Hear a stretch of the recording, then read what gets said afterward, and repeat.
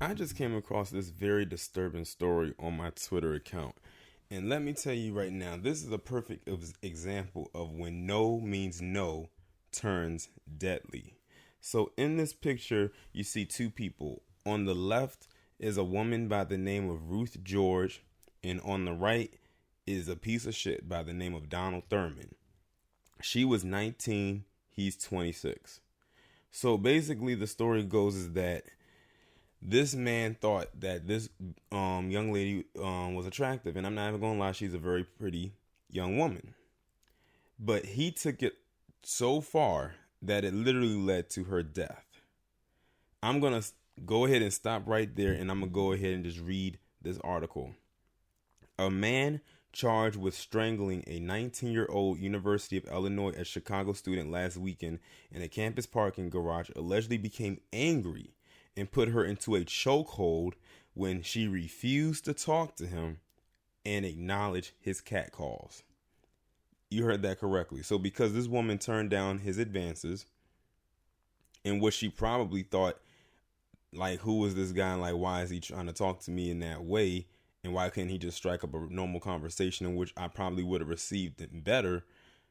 He ends up killing her because of that. But it doesn't stop there. Donald Thurman, age 26. First off, dude, you 26 years of age. Why are you snooping around for a girl that's damn near 10 years younger than you? But anyway, he said spotted Ruth George as she walked by a CTA Blue Line station near the campus early Saturday morning. Cook County prosecutor said at his bail hearing Tuesday in the Layton criminal courthouse. Thurman thought she was pretty and attempted to talk to George as he followed her to a parking garage at 760 West Taylor Street. About 1:25 a.m. Saturday, George was at her car when Thurman allegedly came up behind her and put her into a chokehold until she passed out. After dragging her into the back seat of the car, Thurman sexually assaulted her and left her face down in the rear seat. George's body was discovered later Saturday morning by her sisters and police, who tracked her cell phone after she was reported missing.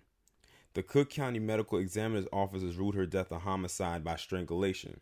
So basically, it sounds like to me that this man strangled her to death and basically proceeded to rape her while she was deceased.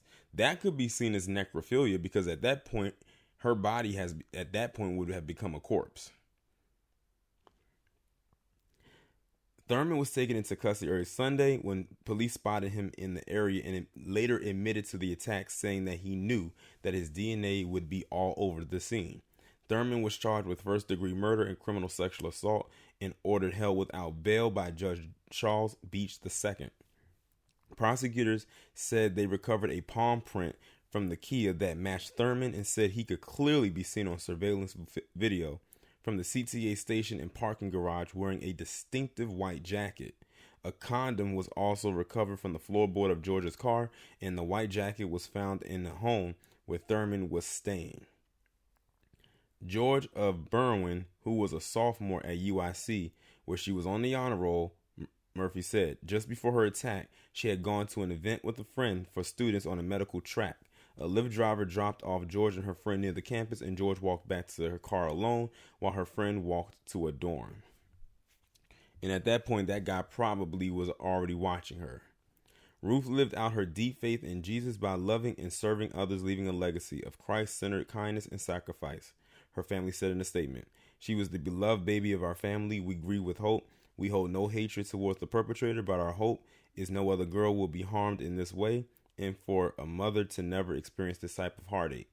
Prosecutors said Thurman was on parole at the time of the attack for a 2016 conviction for armed robbery.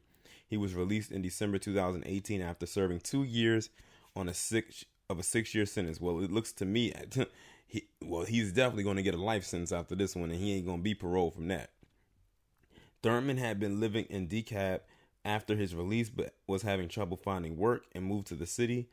His assistant public defender said in court, Thurman had been working odd jobs, including cleaning kennels for Chicago Animal Care and control as a dishwasher.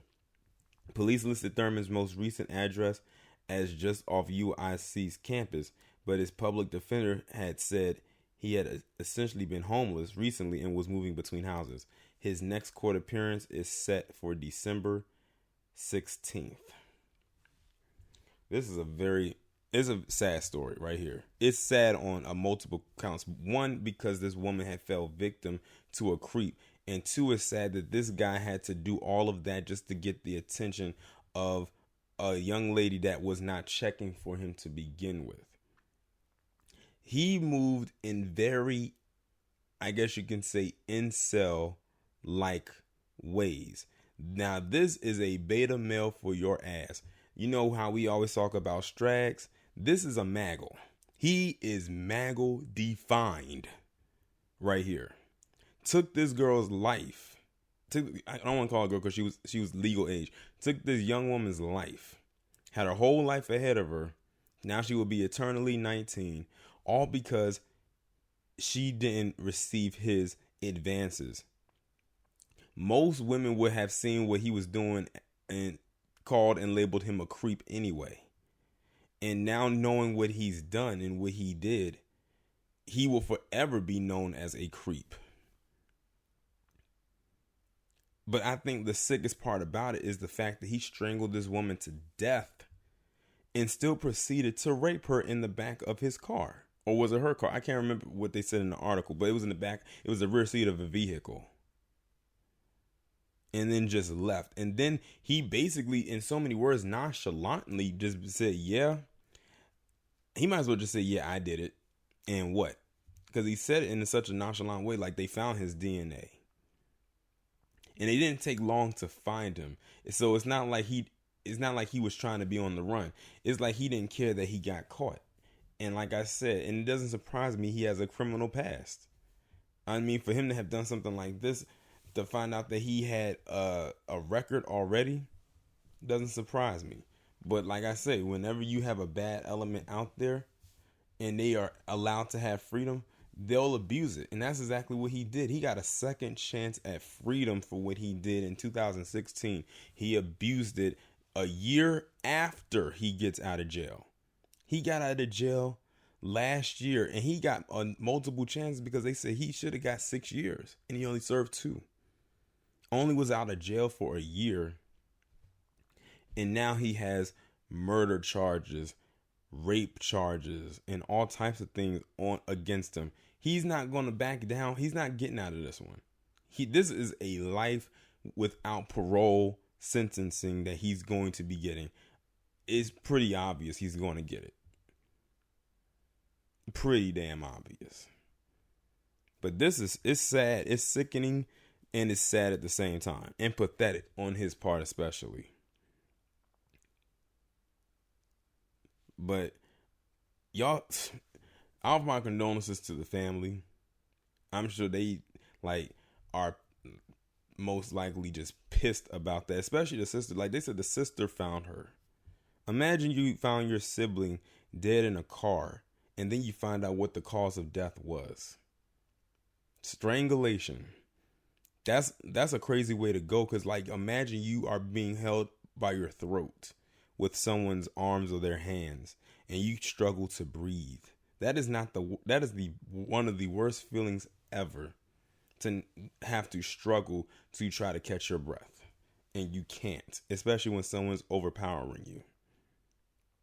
And then they proceed to sexually assault your body after you're gone. And see, the thing is, he probably didn't even realize she was dead because the adrenaline was there.